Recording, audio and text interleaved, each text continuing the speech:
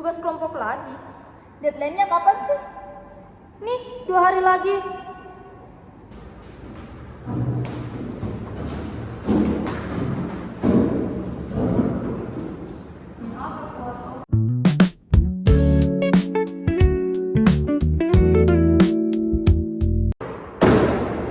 Kita Pose with the fans. Pose with the pose with the pose with the fans. Pose with the pose with the pose with the fans. Fans. Pose with the fans. Seberapa penting analisis kelayakan finansial?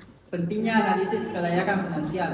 Nah, analisis kelayakan finansial ini adalah suatu proses untuk menilai apakah suatu usaha layak dijalankan dari segi keuangan atau tidak.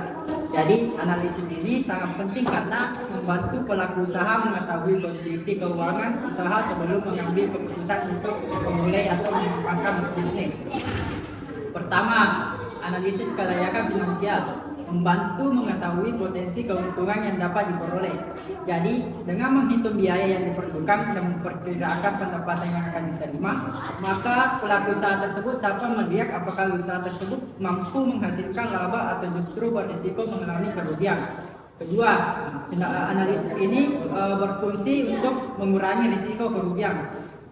Jadi, banyak usaha itu gagal karena tidak memiliki perencanaan keuangan yang matang.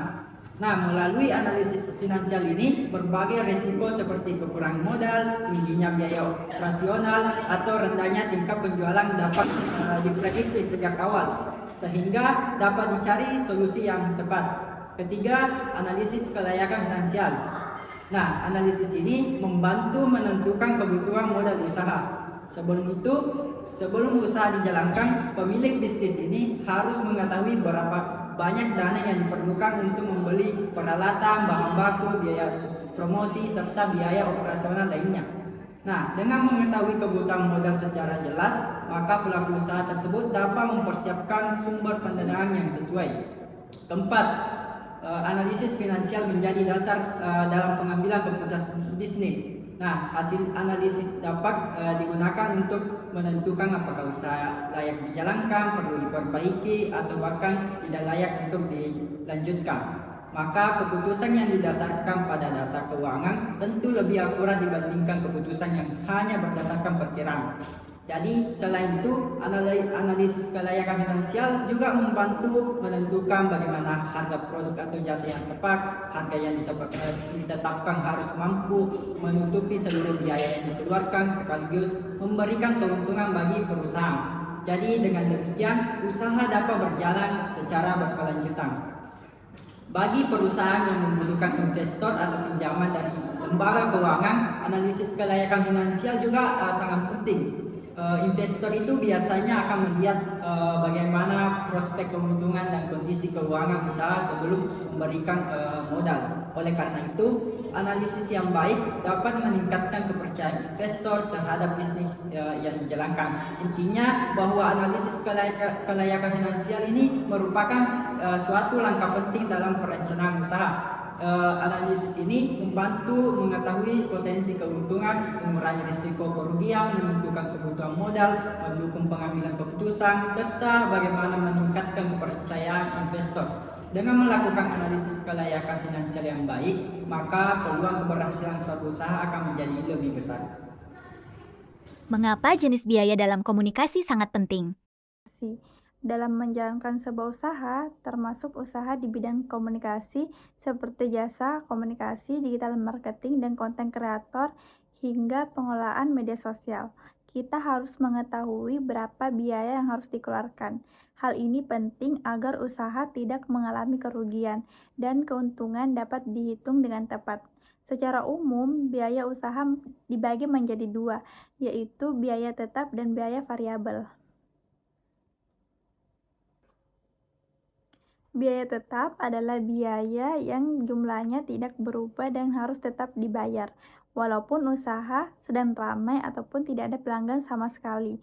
Dengan kata lain, biaya ini merupakan biaya yang selalu ada agar usaha terus berjalan. Mengapa disebut biaya tetap? Karena jumlahnya relatif sama setiap bulan.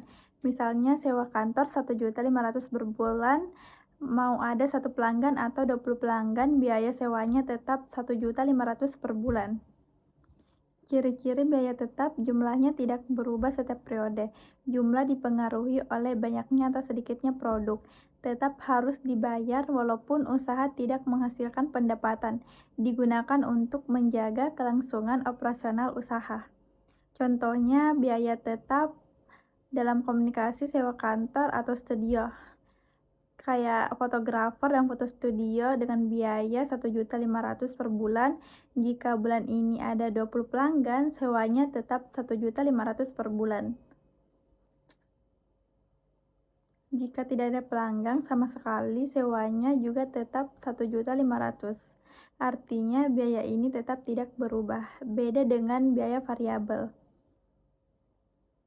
Biaya variabel adalah biaya yang jumlahnya berubah-ubah, tergantung pada banyaknya pekerjaan atau jumlah proyeksi yang dilakukan. Semakin banyak proyek yang diterima, biaya variabel juga akan semakin besar. Atau sebaliknya, jika tidak ada proyek, biaya variabel tidak ada atau sangat kecil. Mengapa disebut biaya variabel? Karena nilainya selalu berubah-ubah sesuai aktivitas usaha. Misalnya, jika dalam 1 bulan hanya 1 proyek video, biaya transportasi mungkin hanya 200.000. Tetapi jika ada 5 proyek, biaya transportasi bisa mencapai 1 juta. Ciri-ciri biaya variabel itu jumlahnya berubah-ubah, tergantung pada proyeksi atau proyek. Akan meningkat jika pekerjaan bertambah atau menurun. Jika pekerjaan berkurang, akan menurun juga. Mengapa disebut biaya variabel? Karena nilainya selalu berubah sesuai aktivitas usaha. Mengapa kita harus memahami jenis biaya? Mengetahui biaya tetap dan biaya variabel sangat penting karena dapat membantu pelaku usaha untuk menentukan modal yang dibutuhkan, menentukan harga jual, jasa atau produk, dan menghitung keuntungan dan kerugian, membuat perencanaan keuangan yang lebih baik, mengetahui berapa minimal penjualan yang harus dicapai agar usaha tidak rugi. Apa sih itu estimasi biaya produksi? Estimasi biaya produksi adalah perkiraan atau penghitungan seluruh biaya yang harus dikeluarkan untuk menghasilkan suatu produk atau jasa.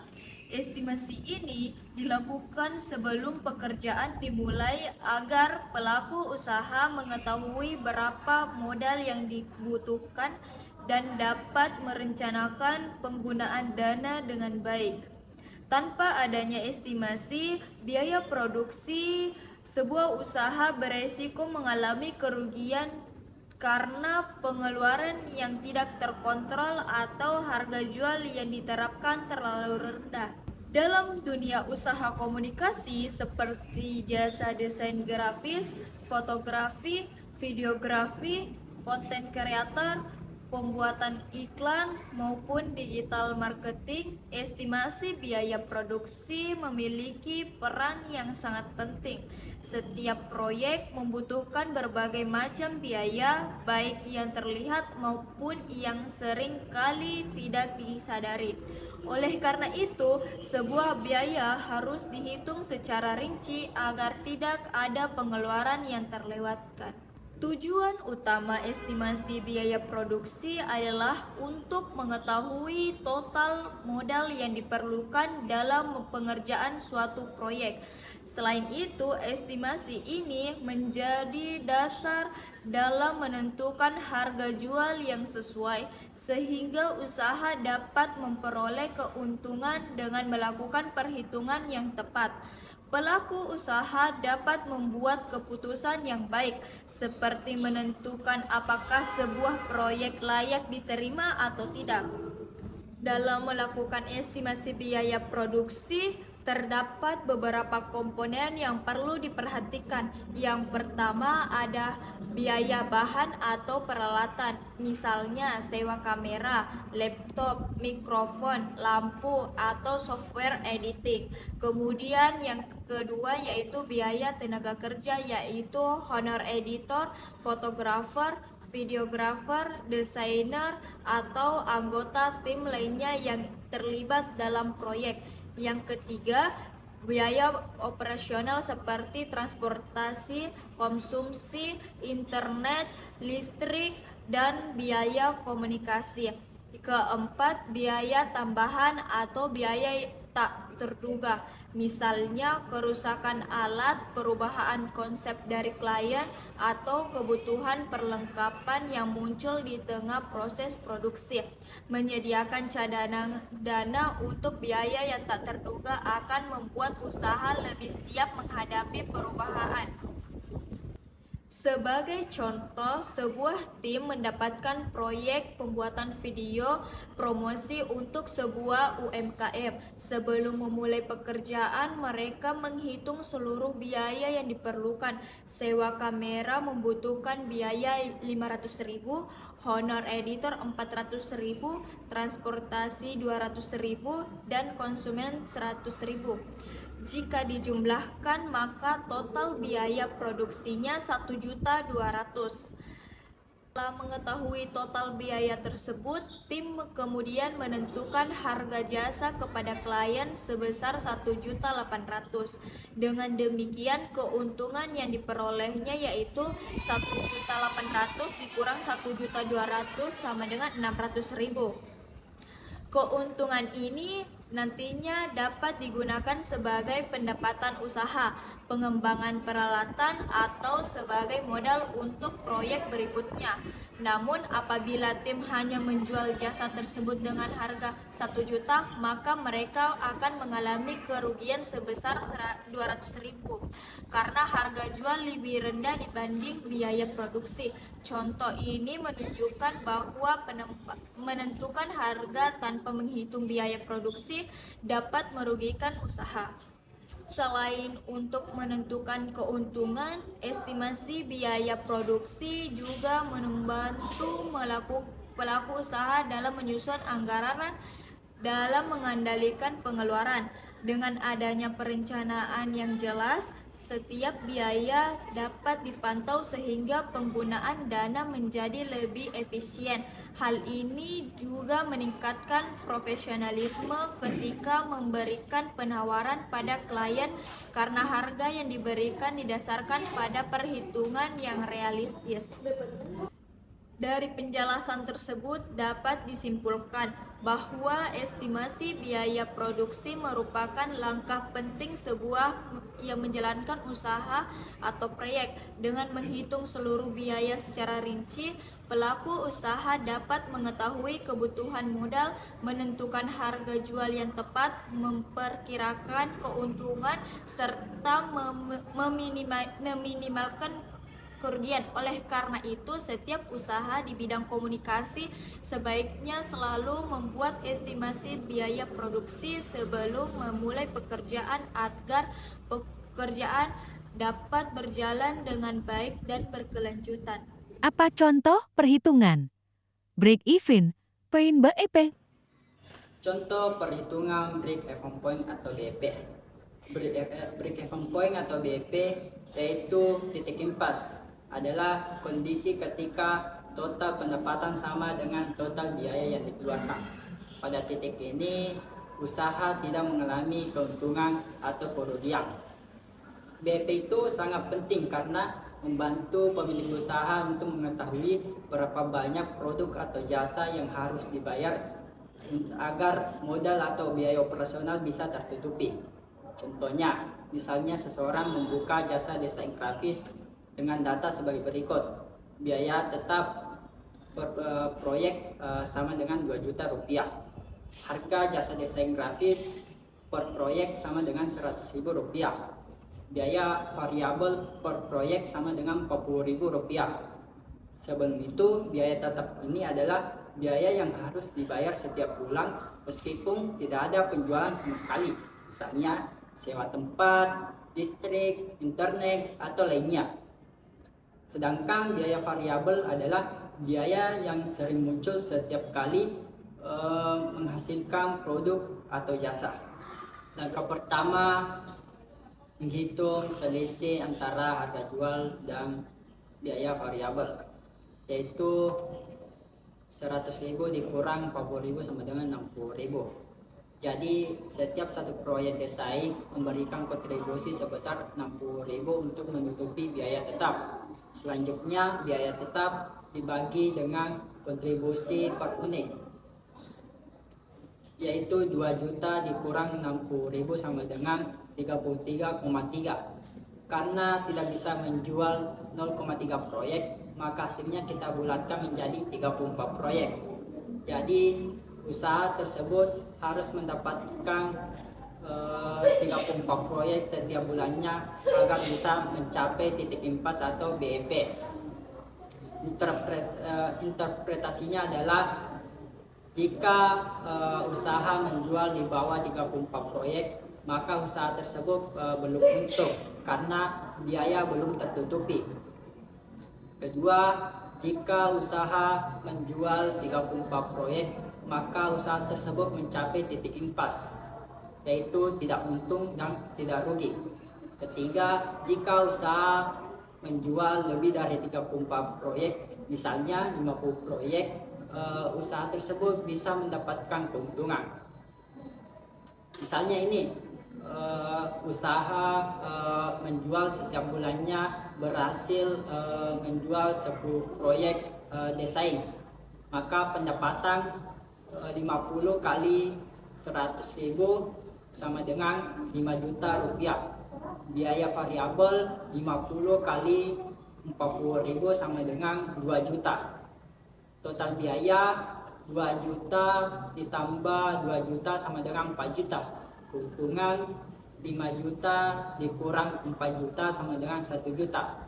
Jadi jika per bulannya 50 proyek terjual, maka usaha itu mendapatkan keuntungan setiap bulannya sebesar 1 juta rupiah. Dari contoh tersebut dapat disimpulkan bahwa BEP membantu pemilik usaha menetapkan penjualan minimum yang harus dicapai.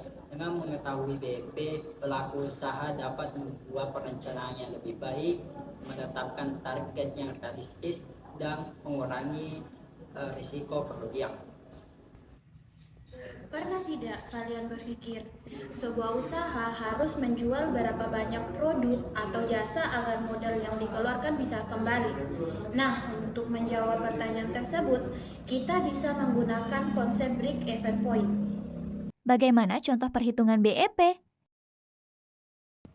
Secara sederhana, break-even point atau titik impas adalah kondisi ketika jumlah pendapatan yang diperoleh sama dengan jumlah biaya yang dikeluarkan. Pada posisi ini, usaha belum tentu mendapatkan keuntungan, tetapi tidak juga mengalami kerugian. BEP menjadi salah satu alat yang penting dalam analisis kelayakan finansial karena dapat membantu pelaku usaha mengetahui batas minimum penjualan yang harus dicapai agar bisnis dapat berjalan dengan baik. Dengan mengetahui titik impas, pelaku usaha dapat memahami kondisi keuangan usahanya dan membuat perencanaan yang lebih matang. Mengapa BEP penting? BEP penting karena dengan mengetahui BEP, pelaku usaha dapat menentukan target penjualan minimum yang harus dicapai agar bisnis tidak mengalami kerugian. Selain itu, BEP juga membantu dalam merancang strategi bisnis dan memperkirakan kapan modal yang dikeluarkan dapat kembali. Untuk menghitung BEP, kita dapat menggunakan rumus yang dimana biaya tetap adalah biaya yang jumlahnya tidak berubah meskipun jumlah produksi meningkat atau menurun. Biaya ini tetap harus dikeluarkan oleh perusahaan untuk menjalankan operasionalnya. Harga jual per unit yaitu harga yang ditetapkan untuk setiap produk atau jasa yang dijual kepada konsumen. Harga jual ini menjadi salah satu faktor yang menentukan besarnya pendapatan yang diperoleh perusahaan.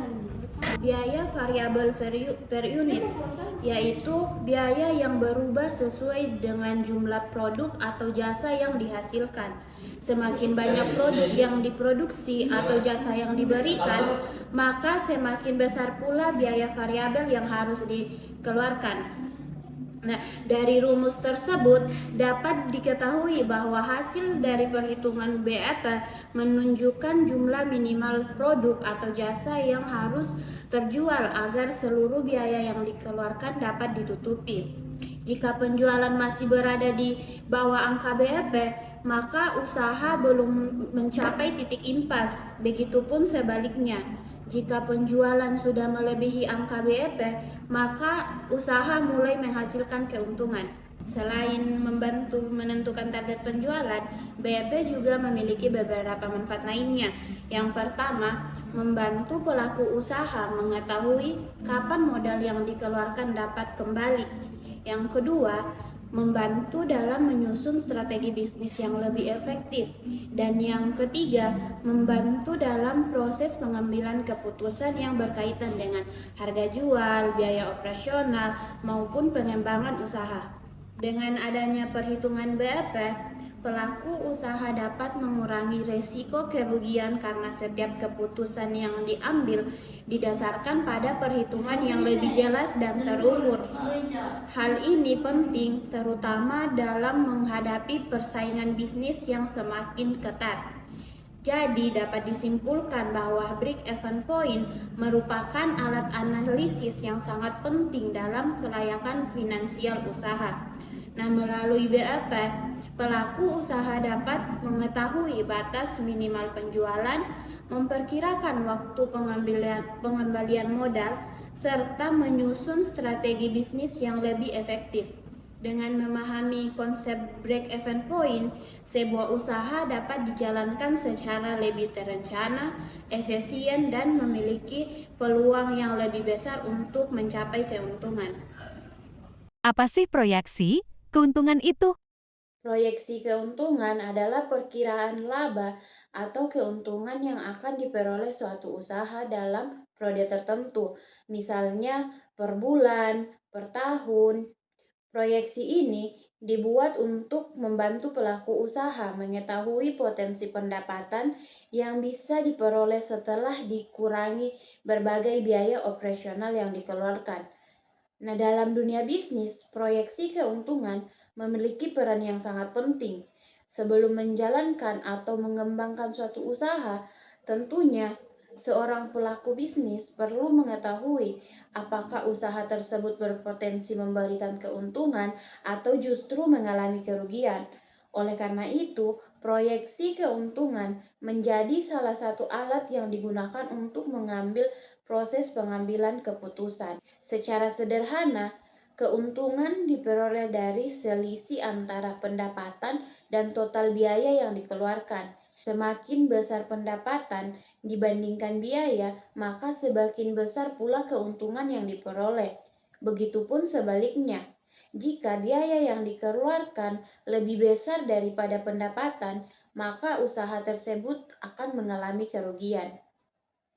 Dalam menyusun proyeksi keuntungan, terdapat beberapa hal yang perlu diperhatikan. Yang pertama, itu memperkirakan jumlah penjualan. Pelaku usaha harus memperkirakan berapa banyak produk atau jasa yang dapat dijual dalam periode tertentu. Nah, perkiraan ini biasanya didasarkan pada kondisi pasar, target konsumen, tren permintaan, dan pengalaman usaha sebelumnya. Kedua adalah perkiraan pendapatan. Setelah mengetahui target penjualan, pelaku usaha dapat menghitung perkiraan pendapatan dengan mengalihkan jumlah produk atau jasa yang telah dijual dengan harga jual yang telah ditetapkan. Yang ketiga adalah memperkirakan seluruh biaya yang dikeluarkan. Biaya ini meliputi biaya tetap, biaya variabel. Nah, biaya tetap adalah biaya yang jumlahnya relatif tidak berubah meskipun jumlah produksi atau penjualannya berubah, seperti biaya sewa tempat, internet, atau gaji karyawan tetap. Sementara itu, biaya variabel adalah biaya yang berubah mengikuti jumlah produksi atau penjualan, seperti bahan baku, biaya pengiriman, dan biaya operasional lainnya.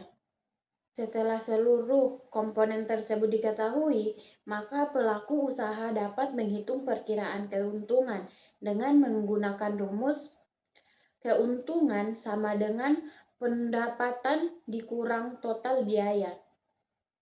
Melalui hasil perhitungan tersebut, pelaku usaha dapat menilai kondisi finansial usahanya. Jika keuntungan yang diperoleh cukup besar dan stabil, maka usaha tersebut memiliki peluang yang lebih baik dan terus berkembang. Namun, jika keuntungan masih kecil atau bahkan mengalami kerugian, maka perlu dilakukan evaluasi terhadap strategi pemasaran, harga jual, maupun efisiensi biaya operasional. Selain untuk mengetahui potensi laba, proyeksi keuntungan juga bermanfaat dalam menyusun perencanaan bisnis jangka panjang. Dengan adanya proyeksi yang jelas, pelaku usaha dapat menentukan target pertumbuhan, merencanakan investasi, menambah sumber daya, atau mengembangkan layanan dan produk baru. Jadi, dapat disimpulkan bahwa proyeksi keuntungan merupakan perkiraan laba yang akan diperoleh suatu usaha dalam periode tertentu. Nah, berdasarkan perkiraan pendapat dan biaya, proyeksi ini sangat penting karena membantu pelaku usaha memahami potensi keuntungan, mengurangi resiko kerugian, serta menjadi dasar dalam pengambilan keputusan dan pengembangan usaha di masa depan. Kesimpulan, Analisis kelayakan finansial sangat penting dalam komunikasi. Hal ini membantu pelaku usaha untuk mengetahui jumlah modal dan estimasi produksi, titik impas, biaya BEP, dan perkiraan keuntungan. Jika semua perhitungan dilakukan dengan baik, maka usaha akan lebih terencana. Risiko kerugian dapat dikurangi dan peluang memperoleh keuntungan akan semakin besar. Oleh karena itu, setiap pelaku usaha komunikasi sebaiknya memahami dan melakukan analisis dalam komunikasi untuk melakukan bisnisnya. I just had to let you know you're